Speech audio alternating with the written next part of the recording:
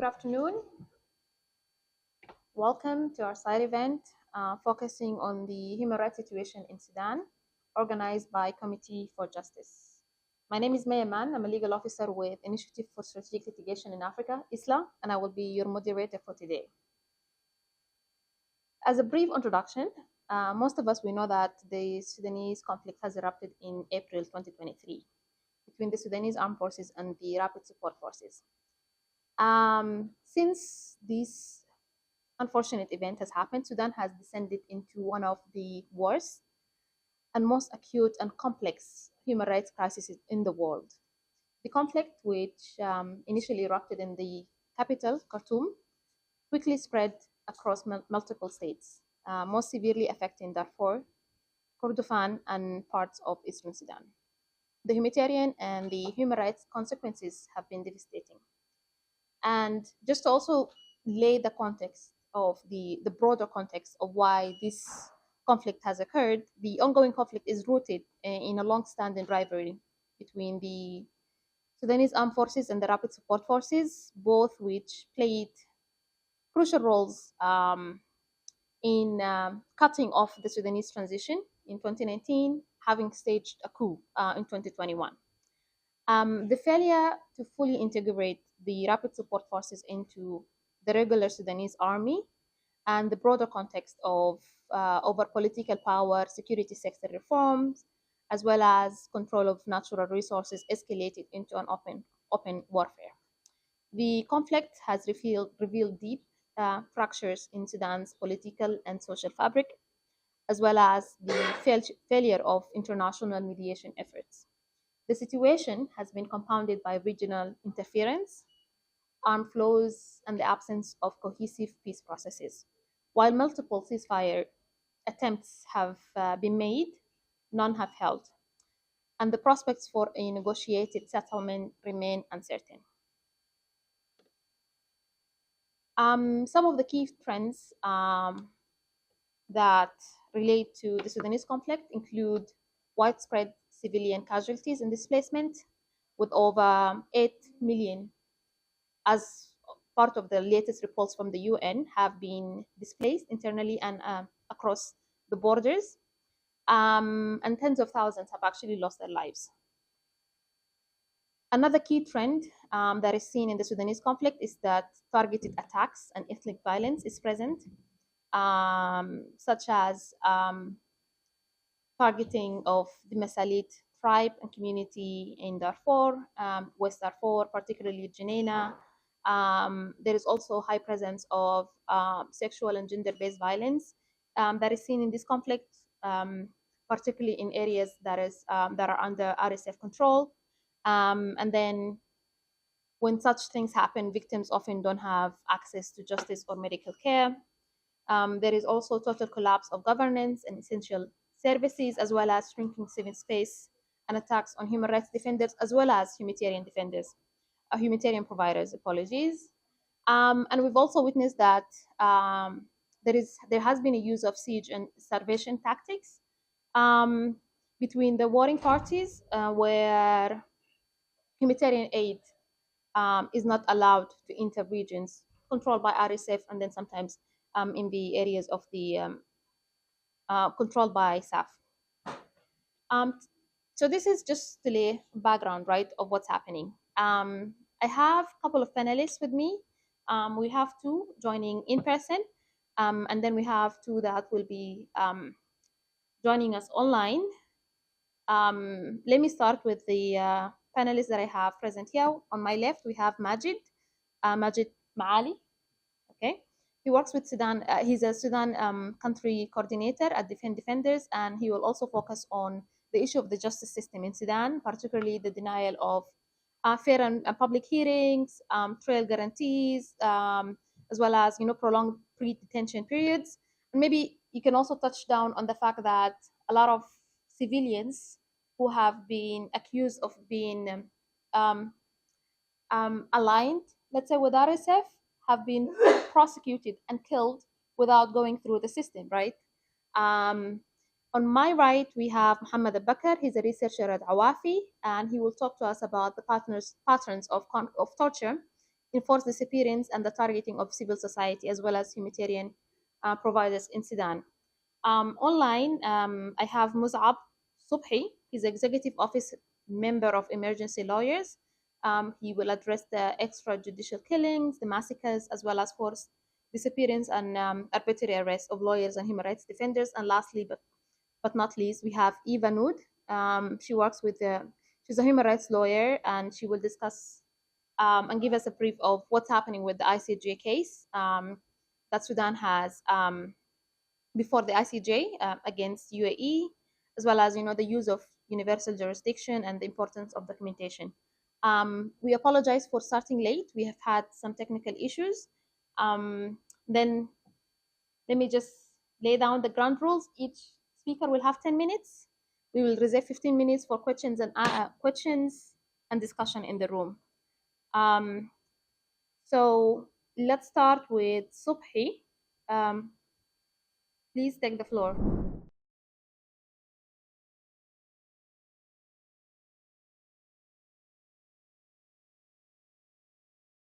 Assalamu alaikum. I am happy to be here and I think I thank the community for justice for giving me this chance to speak about human rights situation in Sudan during the conflict that started on April 15, 2023. Between the Sudanese army force and the Rapid Support Force. This war caused terrible suffering for civilians across the country. In this speech, I will talk about these periods, these periods and extrajudicial killing, arbitrary detention, of lawyer and human rights defenders and police displacement. I will start in extrajudicial killing. Since the war began, killing outside the law have increased in a shocking way.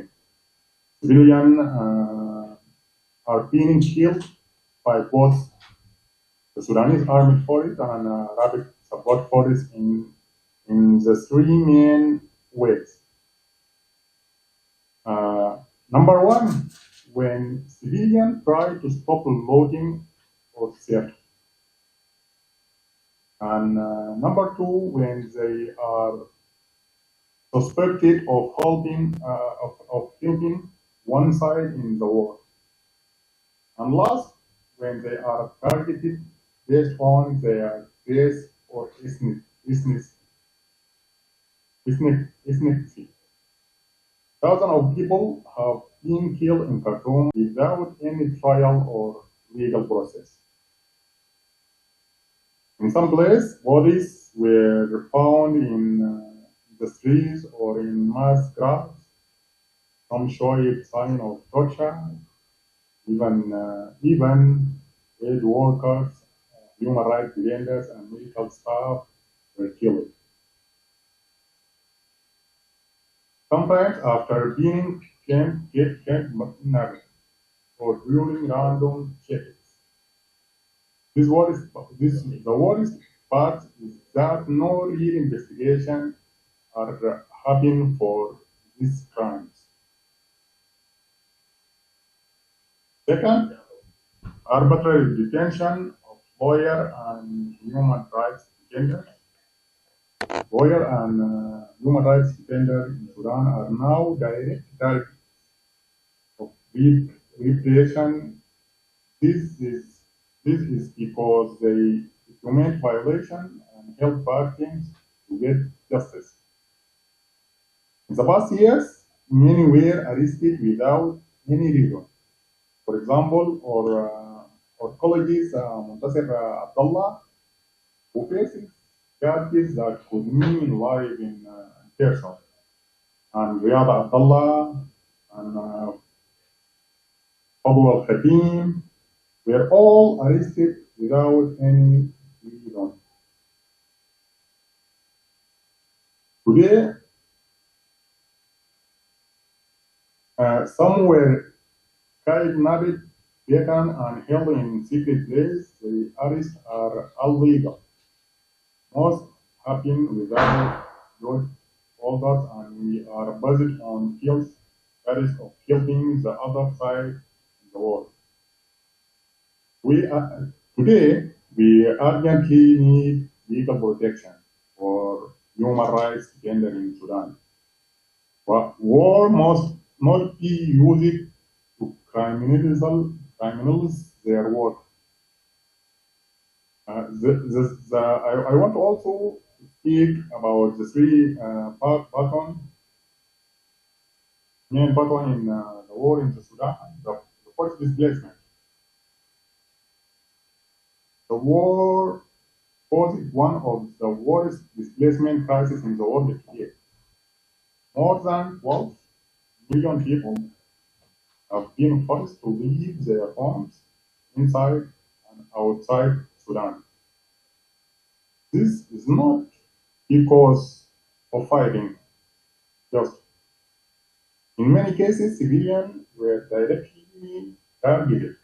Their homes were bombed, they were robbed, or women were attacked.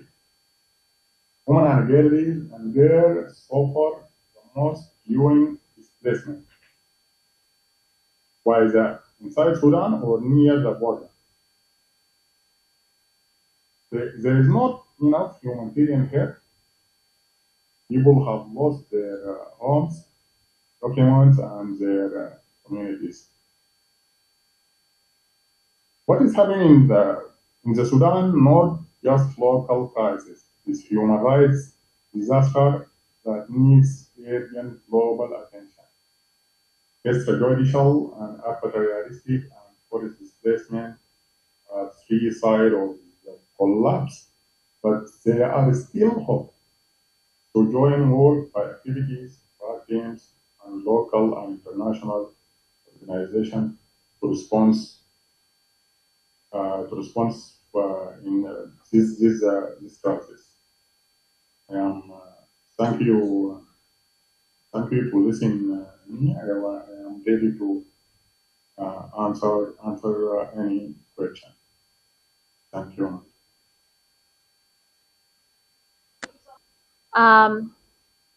I'll give the floor now to Muhammad Abakar. He's a researcher at Awafi, and he will speak to us on the patterns of torture, enforced disappearance, and the targeted attacks against civil society personnel as well as human rights humanitarian providers. Thank you.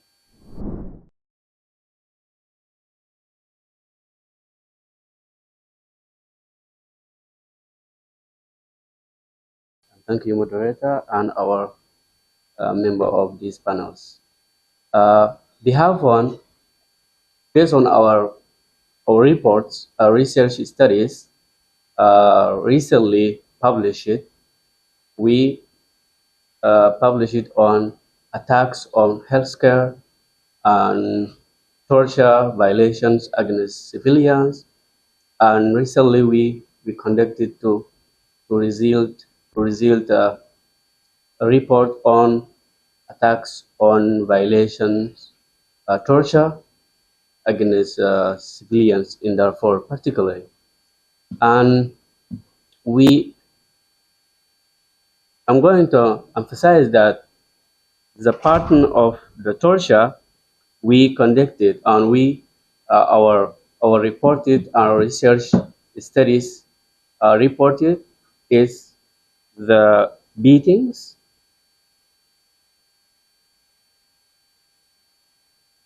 beating with whips, sticks, and plastic hoods, and kicking, hanging, and from rape and sexual violence using sham subject, and also there is violence that conducted with forced labor, such as working as farmer for months, for months, as like uh, nine 9 months, as working farming under gun.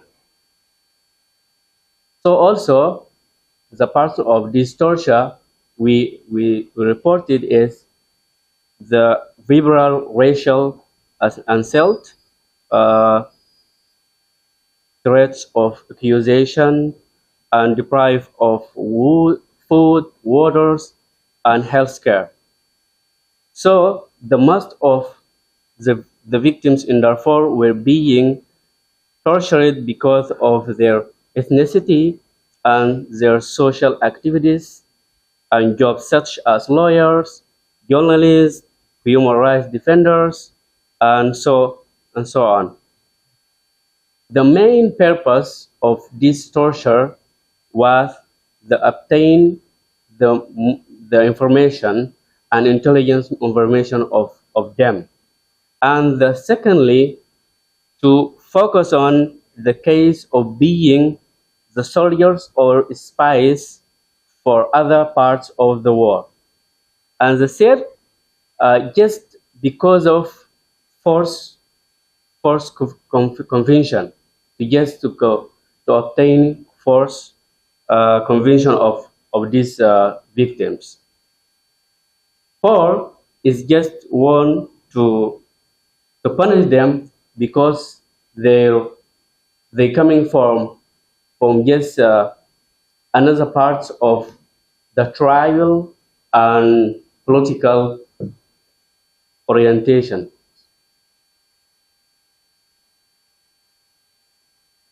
The human rights, the humanitarian situation in Sudan, particularly in Darfur, it's too hard to imagine right now, especially in North Darfur, Al-Fashir.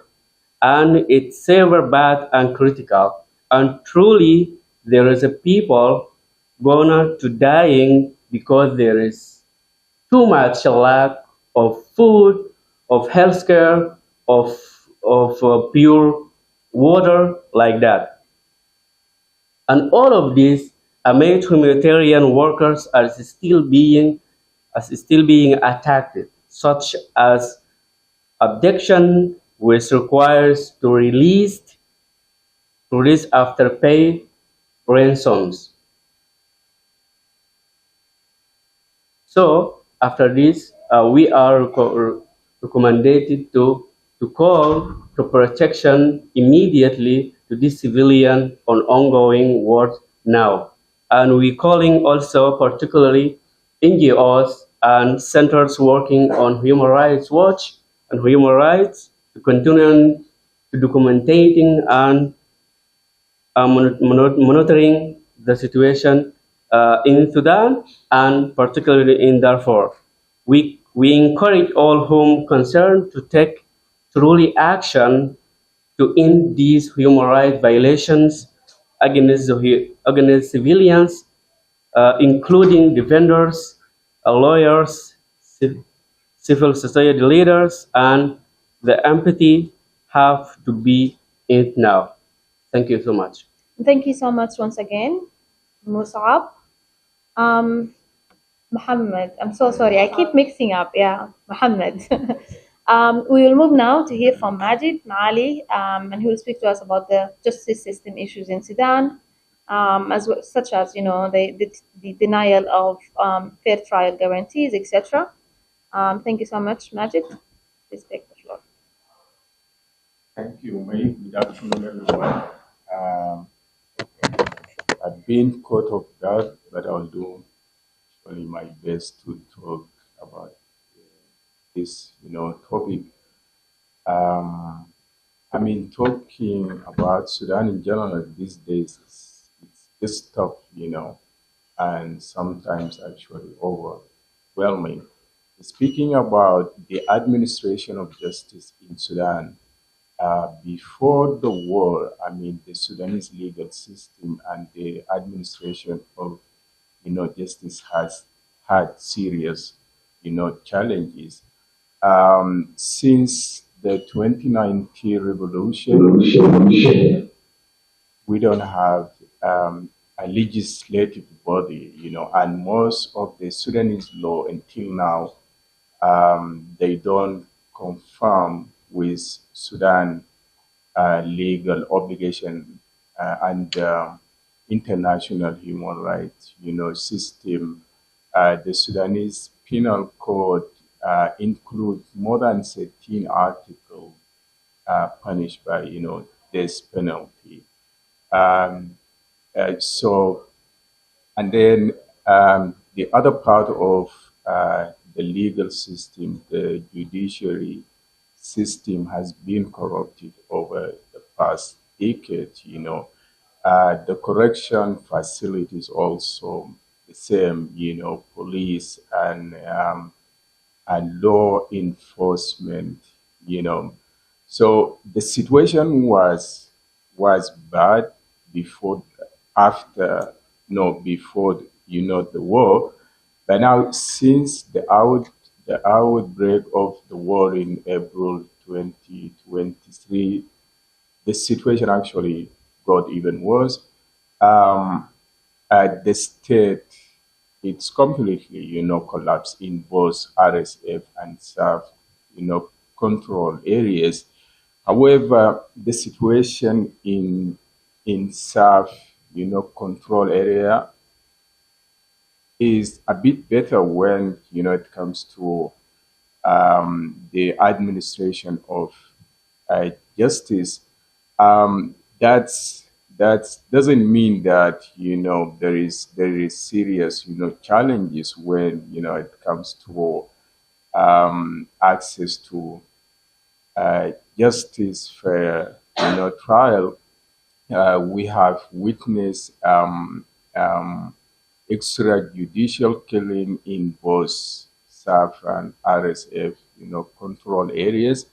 In some areas, there is actually total absence of, you know, judiciary, police, and law, enforcement. There is also serious issues about which law that you are going to apply, in certain matter. The level of impunity, it's just beyond actually the normal. You know, uh, the situation in RSF control area, it is. I mean, I can't even find a vocabulary, to explain it, because it's militia. They don't have, police. They don't have, trained attorneys, trained judges actually, to administrate uh, justice in Darfur and other parts where RSF, controlled. Um, all the cases were, summary trial administrated by, them, So, and you can imagine the level of, the violation, committed by them. The biggest challenge now is we all don't have accurate information and data about how justice is administrated right now in the country. I think this is the biggest, challenge facing the human rights defenders and activists actually to monitor the pattern of the violation of the administration of, justice. Um, about way forward, I don't know. I mean, Amir is here and he can have better ideas on how or recommendation on how to administrate justice in conflict. So I will stop here and maybe we have question and contribution. Thank you. We will now move to Eva Nood. She's a human rights lawyer, and she will discuss the ICJ case, Sudan versus UAE, as well as the use of universal jurisdiction. We will be able to hear her from this end. I'm not sure if she will be able to hear us, but that's okay for now. I'm just gonna type it to her now. Ladies and gentlemen, I would like to thank the Committee for Justice for this opportunity, and I would like to commend the speakers for raising such important issues on what is going on in Sudan, including the lack of access to basic services and high level of human rights violations, among others. I would also like to applaud all the human rights defenders working in Sudan under very difficult security situations. I would like to speak about the localization of justice and using the African countries and regional mechanisms to provide opportunities for victims to seek justice and reparations. But before I delve into this topic, I would like to commence by discussing documentation and its importance in the context of Sudan and mass atrocities. Correct documentation and evidence are essential for the victims to obtain justice and reparation for their violations. The purpose of the documentation is to make it impossible for the perpetrators to deny the crime and the impunity for these heinous violations and prevent future violations. Where documentation of human rights violations is successfully carried out, the evidence collected can be used to put pressure on the respective governments to carry out prompt, impartial, and thorough investigation, as well as provide reparations to the victims of torture and other violations. Impunity, as we heard, has been rampant in Sudan. The decades of war and authoritarian regimes left behind thousands of victims and violations. Until today, most of the victims are suffering silently. The impunity breeds grounds for more violations, and the cycle of violations just continue. Sudan is, however, not the only country that has been addressing to address the violations and end the impunity. There are states that have been successful in addressing the impunity, that have relied on the political will and regional and international pressure and victims' pressure to succeed. I will now delve into a few examples from the continent. But before I do, I'd like to start about the current case at the International Court of Justice. The case was filed by Sudan requesting provisional measures against the UAE.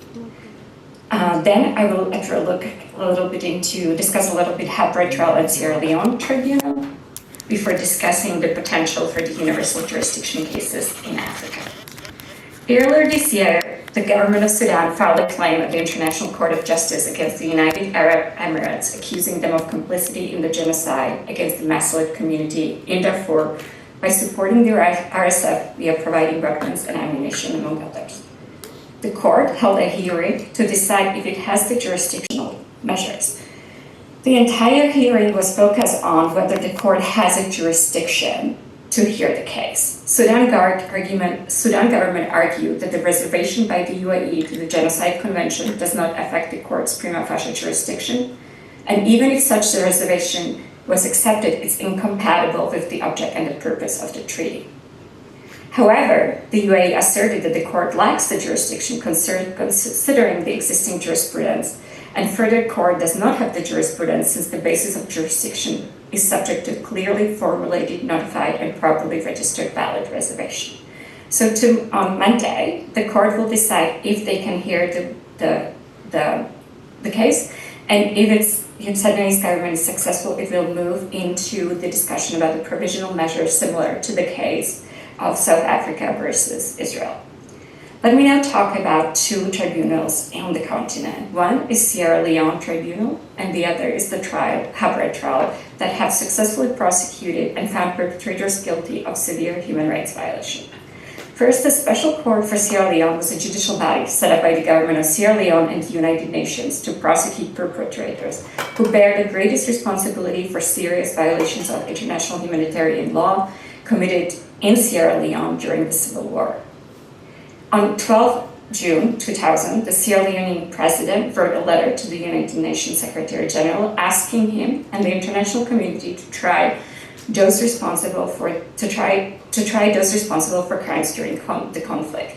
The Special Court had jurisdiction over crimes against humanity, violations of the Geneva Conventions, and resulted in 8 convictions, including one of Charles Taylor, the former president of Liberia. On February 8, 2013, not that far long ago, the African Union and the Senegalese government set up the Extraordinary African Chambers. This chamber had 4 investigating judges that indicted Habre, the former president of Chad, for crimes against humanity, torture, and war crimes. And on February 13, 2015, after a 19-month investigation, the judges found sufficient evidence for Habre to face charges of crimes against humanity and torture, and as we all know, he was eventually convicted. Finally, I'd like to touch on the principle of universal jurisdiction. In the past few years, we have seen the Western countries prosecuting perpetrators from third countries residing in Europe or the United States. In particular, you guys are in Gambia, so I will use Gambia as an example. The Gambian victims have been quite successful in seeking justice abroad. On May 15, 2004, a Swiss court found the Jammeh Interior Minister, Ousmane Sonko, guilty for his role in crimes against humanity relating to torture, illegal detention, and unlawful killing, and sentenced him to 20 years in prison. More recently, last month, on April 15, a Colorado jury convicted a Gambian national, Michael Sankore, on torture charges for his participation in torture of numerous victims in the Gambia in 2006, including through beating and flesh burning, because of the victims' purported involvement in a plot against the then Gambian president. In addition to the Gambia, victims from the Democratic Republic of Congo have been seeking justice in France. While the trial is yet to commence, on the 6th November 2023, 3 French judges indicted former Congolese warlord Roger Lumbala-Tenga for his alleged complicity in and conspiracy to commit crimes against humanity, including murder, torture, and rape, including slavery in the Democratic Republic of Congo. While these trials have taken place in the Western countries, there are several African countries that have laws allowing for prosecution of perpetrators from other countries. Among those countries are Kenya, South Africa, Uganda, and Mauritius, to name a few. All these countries are also parties to the International Criminal Court and have laws allowing for the prosecution of crimes against humanity, war crimes, and genocide. Further, South Africa has been playing a bigger role in the context of accountability recently by filing a claim against Israel to stop the genocide in Gaza at the International Court of Justice. In 2010, in Kenya, the International Commission of Justice filed a claim with the Kenyan court to ask for the arrest of President al-Bashir of Sudan if he entered Kenya.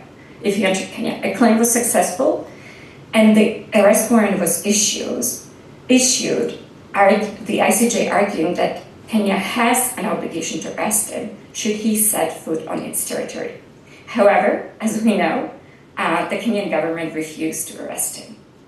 So what are the lessons from these efforts? First, well, not every effort can yield a result, but it can lead to the disruption of the officials' lives, restricting their travel for the fear of arrest, and making them the pariah of the international community.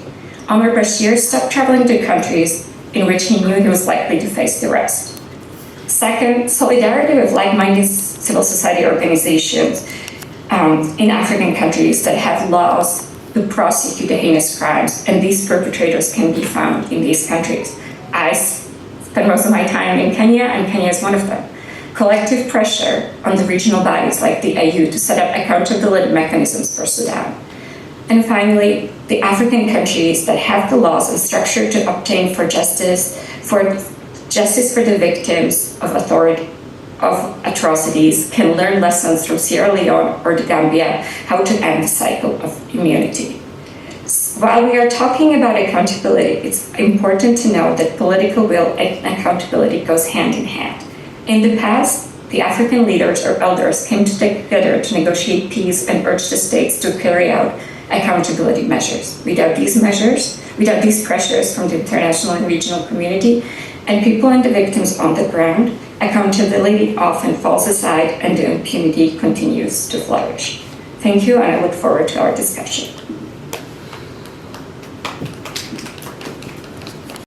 So we have about 7 minutes or so for discussion, questions, and input.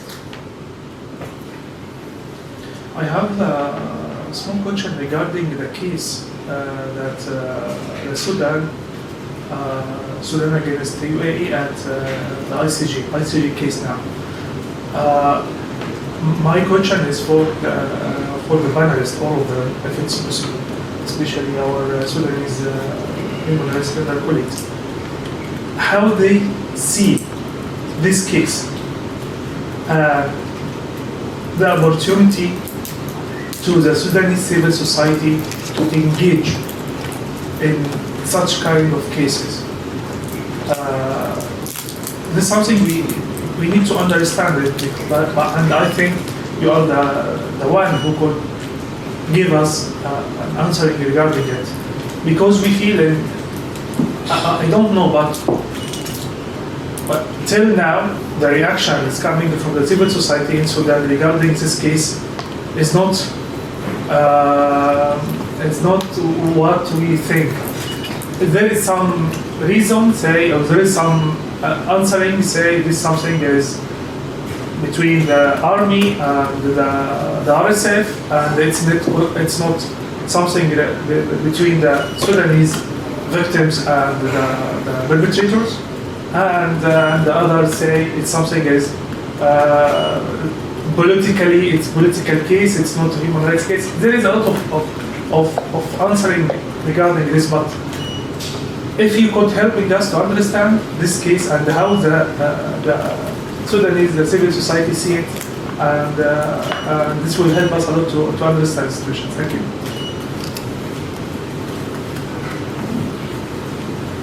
All right, thank you so much. We have a question here.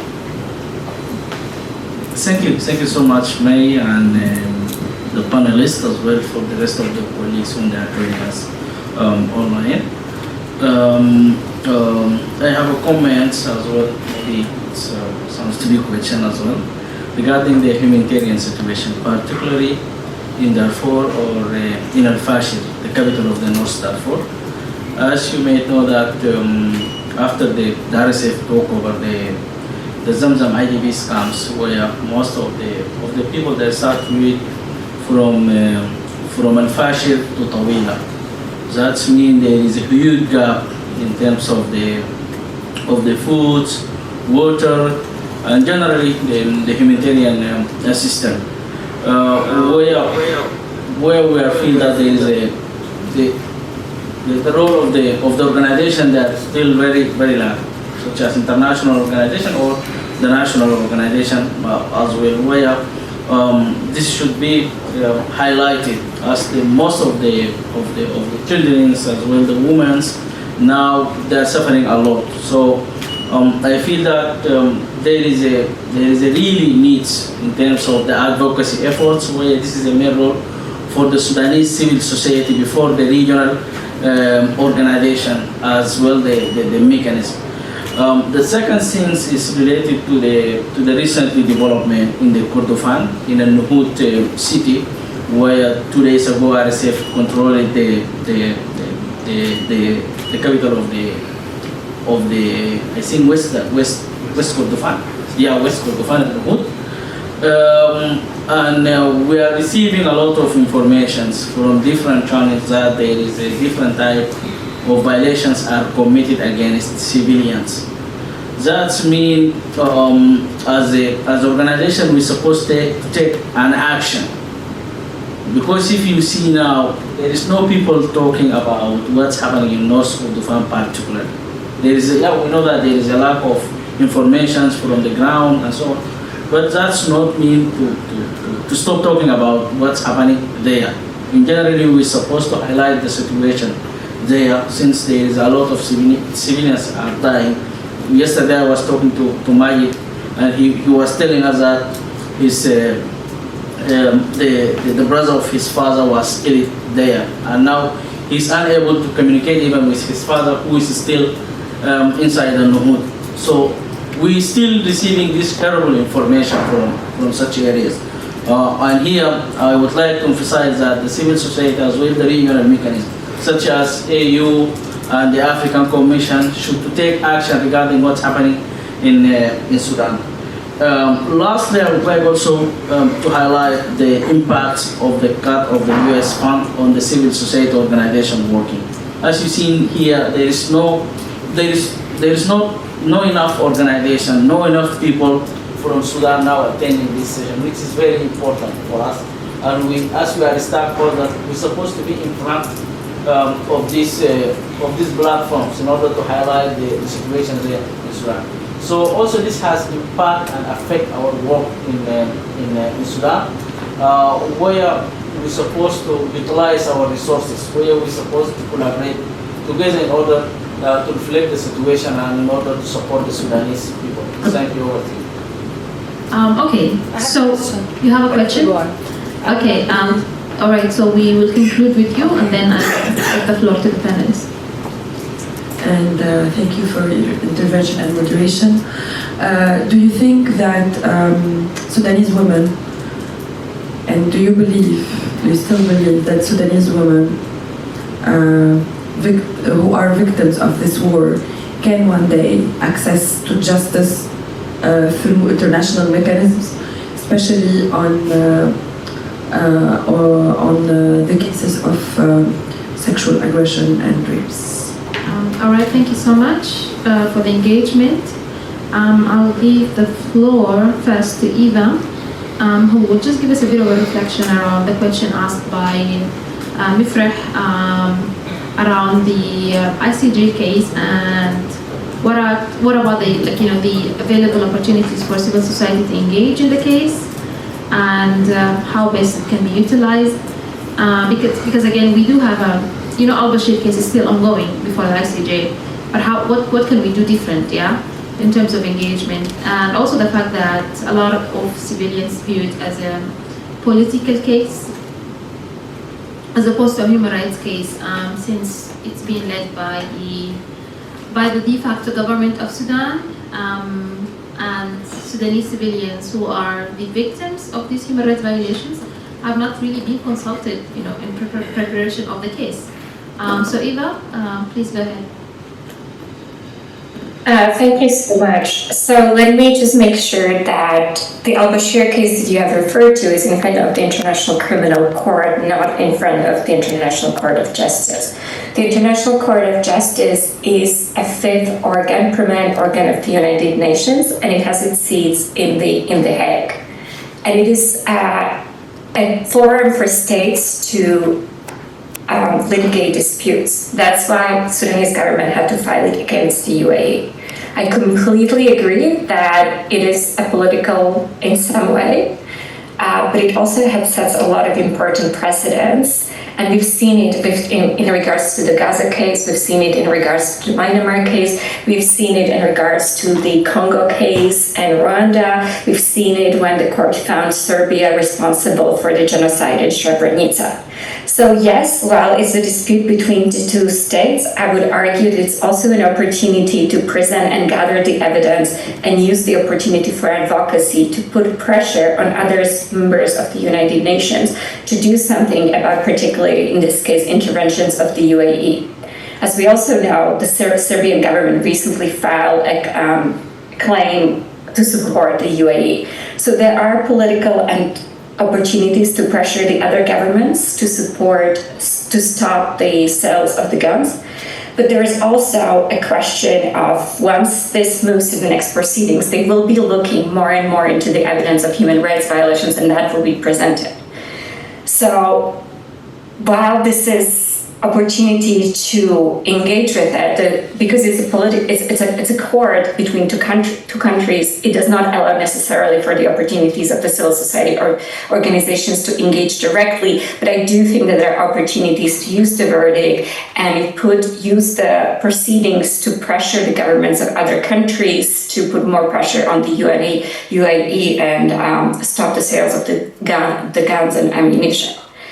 I also see it as an important opportunity, honestly, to start to use the documentation already available. We've seen in the first hearing that they have been referring to a lot of civil society organizations, reports. They've been referring to the UN reports, highlighting the genocidal content or genocidal behavior of RSF against the Masolit community. So I think that in general, yes, I can agree that it's a really very, very difficult situation the Sudanese victims are in because the government has not consulted them, but they don't necessarily have to. But I look at it as, at the current stage of the war, I feel like any opportunity to advocate or speak about this horrendous suffering of the Sudanese victim is an opportunity that we can use to promote and engage in the discussion and hopefully find some solutions. Thank you so much. I wonder if any of the other panelists have some. Oh yeah. Thank you. I just want to comment about the point Ahmed mentioned, the ICD case. Yes, it is a political case 100%. It's a Sudan government versus UAE, government. About the civil society engagement in this case, as May mentioned, no one actually consulted us about this case, and everyone knows that the Sudan de facto government is not genuine about, protecting its own, civilian actually, So if they are genuine, Bashir is somewhere moving, so they could easily hand Bashir before the ICC if they are really genuine about, justice and accountability. So it's 100% a political case. Let them, if they are genuine again, let them do their homework, fix the justice system at domestic level, and then talk about, no one can deny the fact. Actually, everyone in this globe knows that Emirates is sponsoring RSF, So let us actually do our homework internally before even go outside and, calling out, I think your contribution was more of a reflection, not a question that's directed to many panelists, and we thank you for that. The last question that was asked by Fatma with regards to the victims of sexual violence in Sudan and whether they have any access to justice at all. I think the unfortunate answer is that at the current moment they don't have access to justice, because just as Majid on my left has alluded, that the infrastructure for the justice system has completely collapsed in the areas that are affected by the war. Most of the victims, the ones that are privileged enough, quote unquote, are able to seek medical assistance from hospitals that are partially running, for example, in Khartoum. And as far as I know, some of the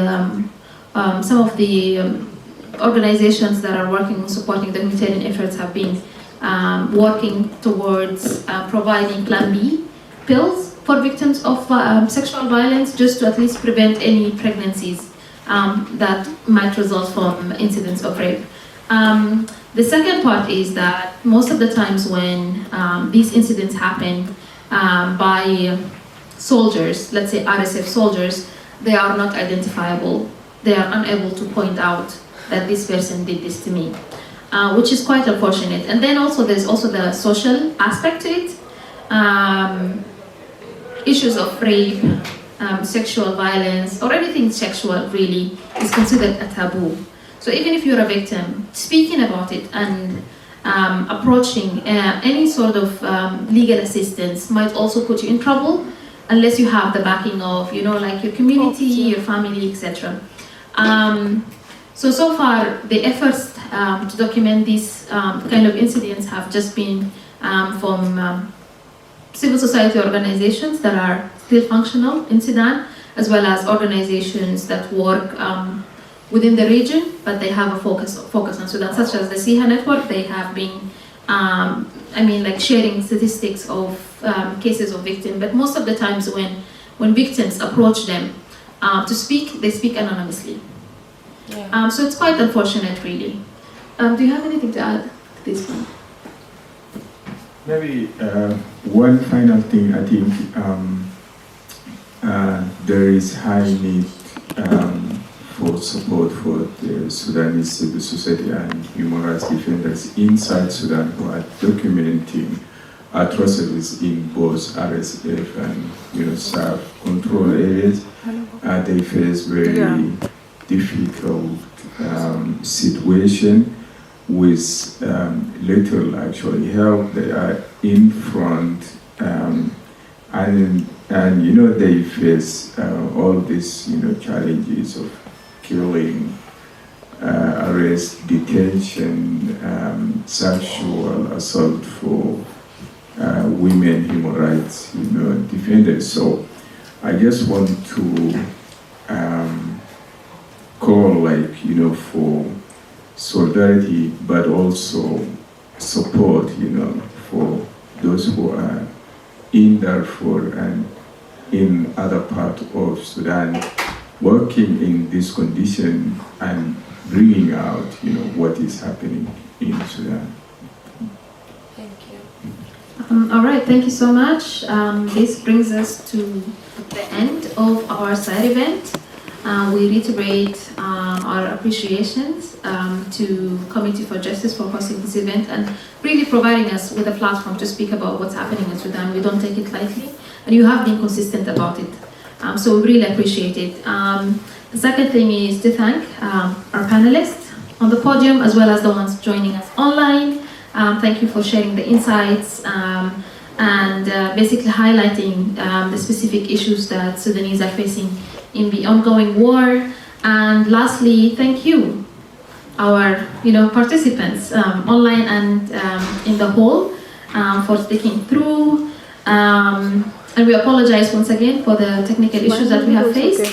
And lastly, if you want to be updated with what's happening in Northern Africa, and about Sudan, I would just recommend that you follow Committee for Justice socials. They have been, providing updates and reports about what's happening in Sudan, Egypt, Tunisia, Northern Africa, and the Sahel region as well. Thank you so much, and enjoy the rest of your day.